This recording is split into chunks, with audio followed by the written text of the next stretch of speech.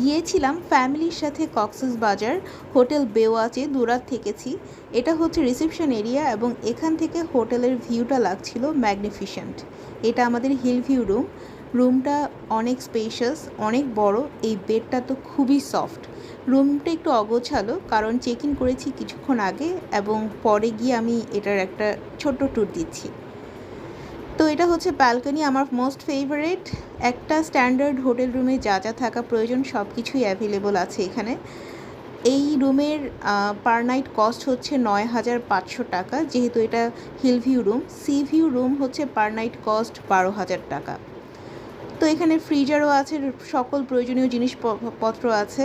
আবার এখানে iron table আছে, আয়রন মেশিন আছে। কারোর যদি কাপড় আয়রন করার প্রয়োজন হয় সেটাও করতে পারবে। এটা আর এই ভিডিওতে দেখানো হয়নি। এই হচ্ছে আমার নিজ সফট বেড পেয়ে সে খুব খুশি, তারা পেয়েছিল সি ভিউ রুম।